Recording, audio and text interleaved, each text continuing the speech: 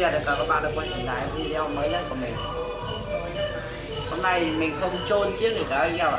Nay rất là buồn anh em. Con gà treo của mình nuôi mấy năm rồi anh em. Để rồi đi đá bao nhiêu trận rồi giờ tự nhiên nó gãy cỏ anh em. Rất là buồn anh em. Gà treo mình nuôi mấy năm anh em nhìn. Tự nhiên hôm nay mình ra mình thấy nó như này anh em.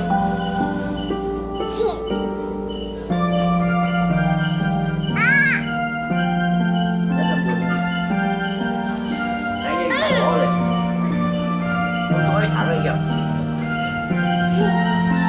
Luôn mấy năm rồi.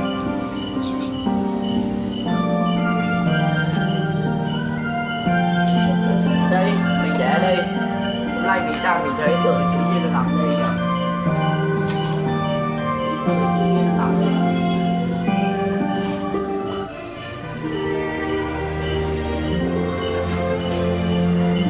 Đấy, hôm nay mình không trôi cái chiếc đây nhỉ. Mình đang tự nhiên mình thấy như này thì mình quay xem và che mình chơi đá bao nhiêu rồi.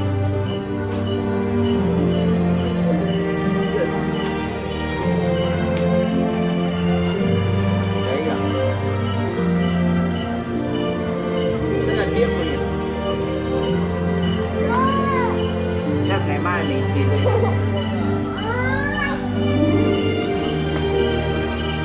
video của mình đến đây là kết thúc video rồi. Em có video nhớ like, share, subscribe ủng hộ mình nhé. Rất là tiếc mình.